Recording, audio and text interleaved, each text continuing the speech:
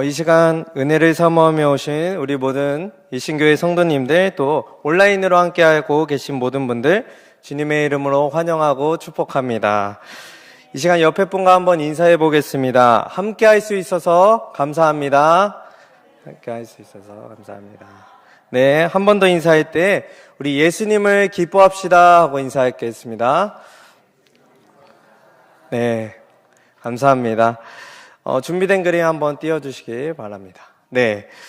오늘 우리가 나눌 말씀은요, 우리 본문 말씀은 가나의 혼인잔치, 이 그림에서 나오는 가나의 혼인잔치 본문의 말씀을 우리 다 같이 나누도록 하겠습니다. 여러분, 이 가나의 혼인잔치 본문은 요한복음에서 예수님께서 첫 번째로 기적을 행하신 굉장히 유명한 본문입니다.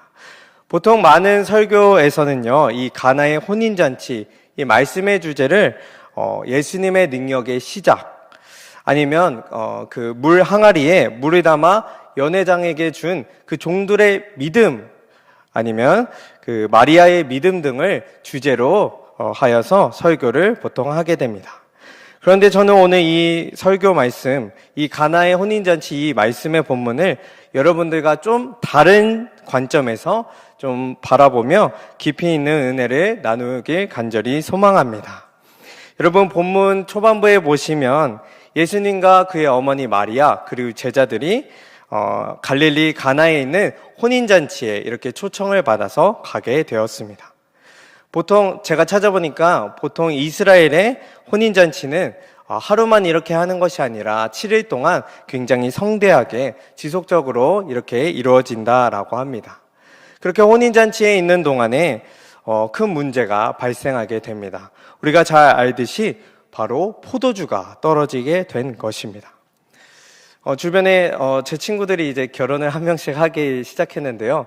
네, 그 친구들의 얘기를 들어보면 적어도 결혼을 1년 전부터 차근차근 준비해서 뭐 예식장도 잡고 청첩장도 돌리고 웨딩 사진도 찍고 막 이렇게 1년 전부터 미리미리 결혼식을 준비하는 걸 볼 수 있었습니다.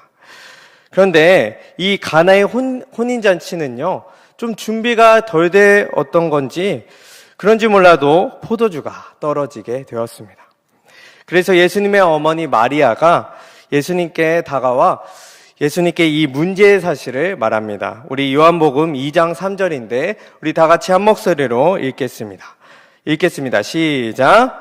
포도주가 떨어진지라 예수의 어머니가 예수에게 이르되 저들에게 포도주가 없다 하니 아멘.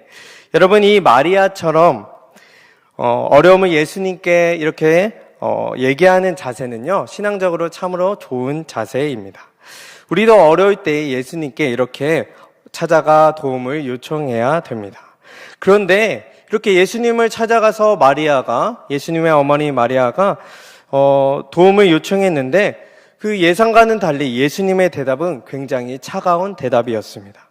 우리가 2장 4절입니다. 같이 한번 한 목소리로 읽겠습니다. 시작. 예수께서 이르시되 여자여 나와 무슨 상관이 있나이까? 내 때가 아직 이르지 아니하였나이다. 아멘. 예수님은 마리아 자신의 어머니를 여자여라고 부르시면서 이 일이 대체 예수님 자신과 무슨 상관이 있냐라고 말씀하십니다. 오늘 저는 이 예수님의 이 대답을 보면서 어쩌면 퉁명스럽게 보이는 이 대답, 이 안에는 숨겨진 예수님의 마음이 있다라는 걸 제가 말씀 가운데 묵상할 수 있었습니다. 그 마음이 무엇인지 우리가 말씀 가운데 서로 나누는 시간을 갖도록 하겠습니다. 마태복음 24장에서 예수님은 이런 말씀을 하셨습니다. 마태복음 24장 37절에서 39절 말씀을 보시면 37절에서 39절 말씀 보시면 저희 같이 한번 한 목소리로 읽겠습니다. 노아의 때와 같이 인자의 임함도 그러하리라. 홍수전에 노아가 방주에 들어가던 날까지 사람들이 먹고 마시고 장가들고 시집가고 있으면서 홍수가 나서 그들을 다 멸하기까지 깨닫지 못하였으니 인자의 임함도 이와 같으리라. 아멘. 여러분, 이 말씀에서 우리가 주목해야 될 부분은 무엇이냐면, 많은 사람들이 하나님의 때, 즉 하나님께 집중하며 하나님만을 바라보아야 할 때에 그들은 여전히 뭐 했다고 하죠? 먹고 마시고 장가들며 일상을 보내는 것에만 치중했다라는 것입니다. 여러분, 오늘 본문에서 예수님은 왜 마리아가 포도주가 떨어진 일을 말했을 때 그것이 자신과 무슨 관계가 있냐면서 왜 이렇게 퉁명스럽게 대답하셨을까요? 그렇게 대답하신 것에 어떤 이유가 있지 않겠습니까? 여러분, 결과적으로 보면 예수님이 어떻게 하셨죠? 물을 포도주로 바뀌는 기적을 이루셨습니다. 그래서 결혼식이 어떻게 됐죠? 중단되지 않고 매끄럽게 진행되었고 삶의 문제가 해결이 되었습니다. 바라던 일상이 이루어졌습니다. 참 감사한 일입니다. 그런데 여러분, 이 혼인잔치의 사람들의 모습을 보면 저 사람들은요, 무엇 때문에 지금 기뻐하고 있습니까?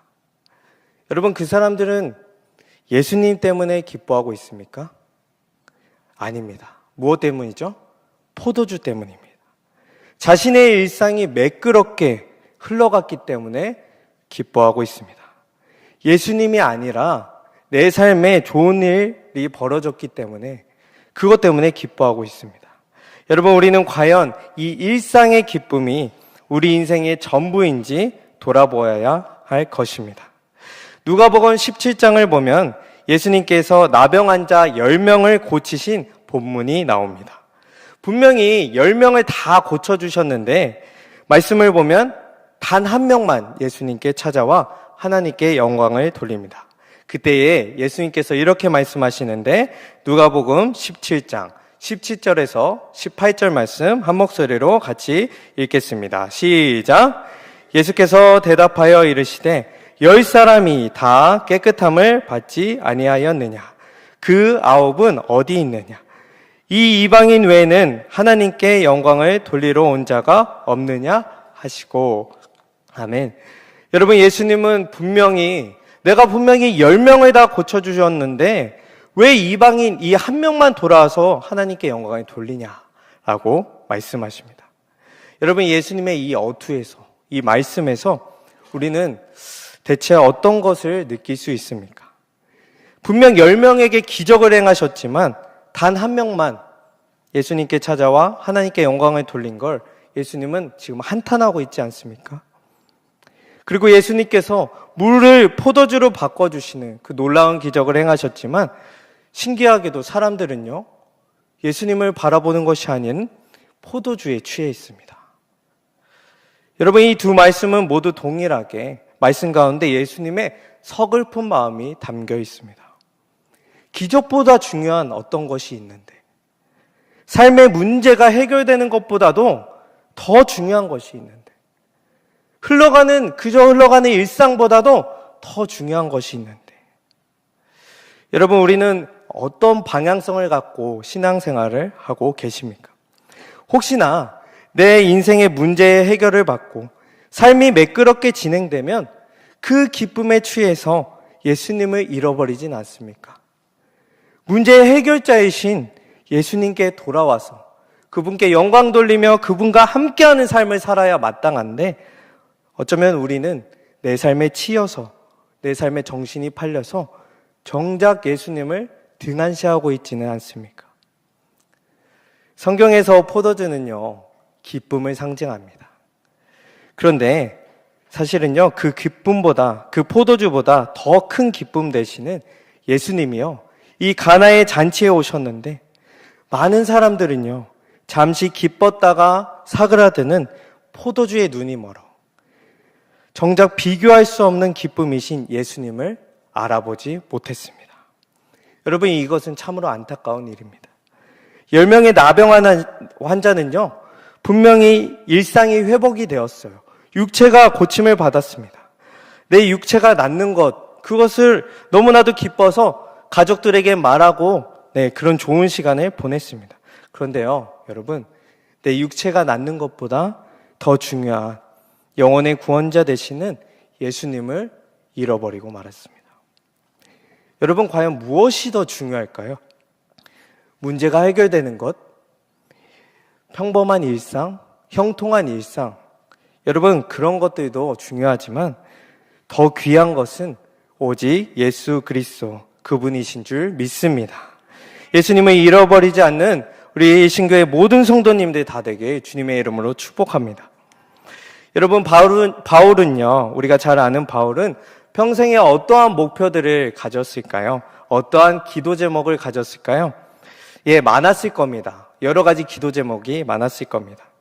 바울은 전도 여행으로 인해 세운 교회들이 정말로 잘 유지되게 해달라고 분명히 기도했습니다.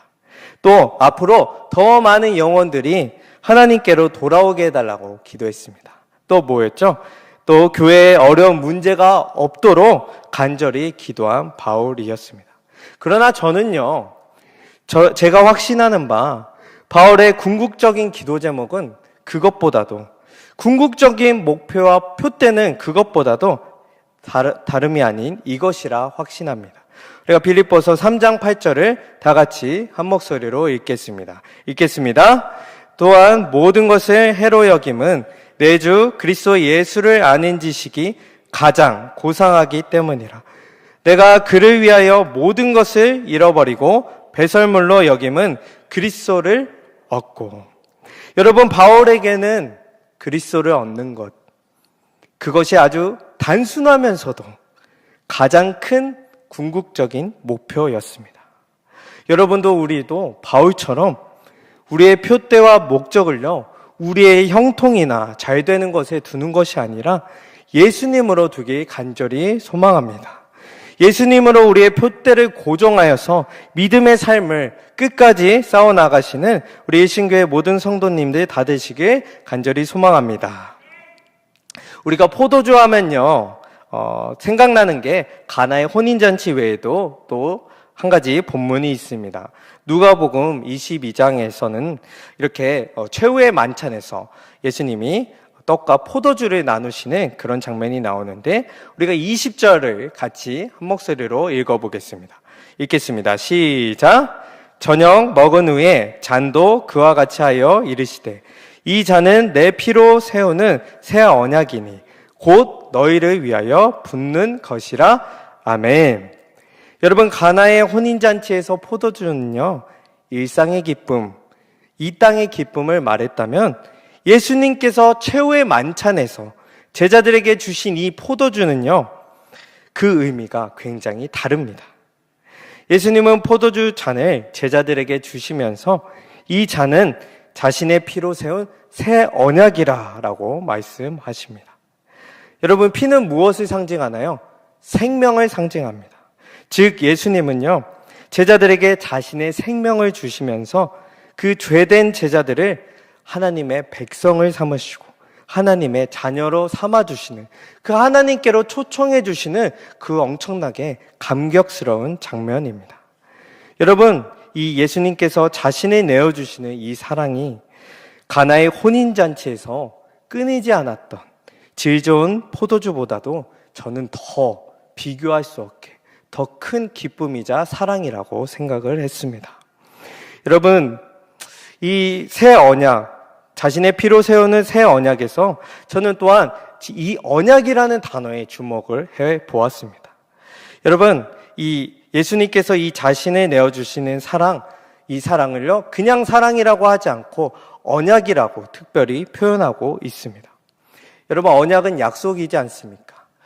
우리가 사람 사이의 약속은요, 약속을 하지만 때로 유효기간이 있기도 합니다. 시간에 따라서 그 약속이 좀 변하기도 하고요, 상황이나 환경에 따라서 바뀌기도 하는 게 사람과 사람 사이의 약속입니다. 그런데 예수님께서 하시는 이 내가 나를 내어주겠다 하는 이 약속은요, 그런 사람의 약속과는 다른 약속입니다. 어떤 상황과 어떠함에 따라서 변하는 약속이 아닙니다. 우리의 죄됨과 우리의 부족함과 우리의 연약함과 우리의 문제를 넘어서는 절대적인 약속인 줄 믿습니다. 하나님의 사랑, 긍휼, 용서가 담겨져 있는 약속인 줄 믿습니다. 우리는 이 사랑을 우리에게 주신 예수님을 바라보는 우리 모두가 되길 간절히 소망합니다. 우리가 사순절 기간 동안 주님의 사랑을 묵상하는 이 기간에 여러분의 신명 가운데 이 하나님께서, 예수님께서 나를 내어주겠다 하는 이 약속과 사랑이 우리 여러분 모두의 신명에 가득 넘쳐나고 깊게 새겨지는 우리 모두가 되게 주님의 이름으로 축복합니다. 우리가 마지막으로 누가복음 22장 20절을 다시 한 번 더 읽어보겠습니다. 읽겠습니다. 시작. 저녁 먹은 후에 잔도 그와 같이 하여 이르시되 이 잔은 내 피로 세우는 새 언약이니 곧 너희를 위하여 붓는 것이라. 아멘. 여러분, 저 밑줄 쳐져 있는 부분에서 알 수 있다시피 예수님은 이 언약의 피를 어떻게 한다라고 하시죠? 너희를 위하여 부으신다라고 하십니다.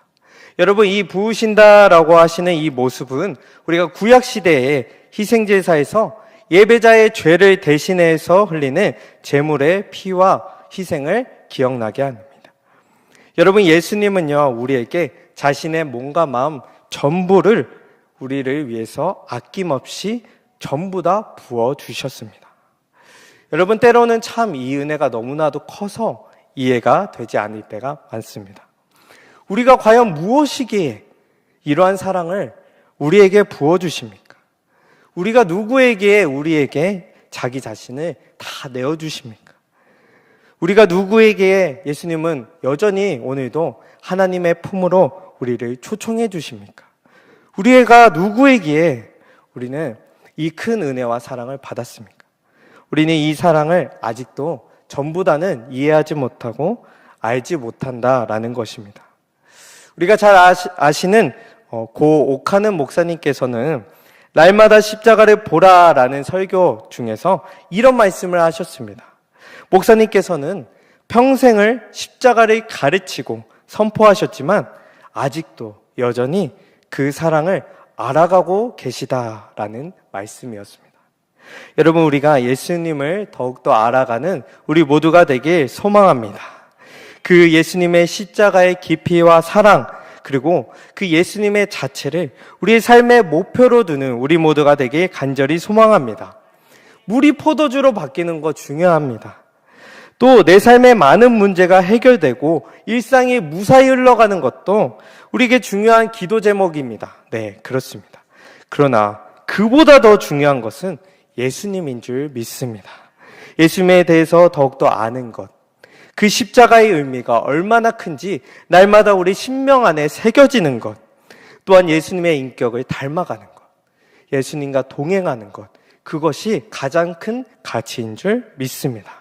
이러한 가치 있고 복된 삶을 사시는 우리 일신교회 모든 성도님들 다 되시길 주님의 이름으로 축복합니다. 아멘.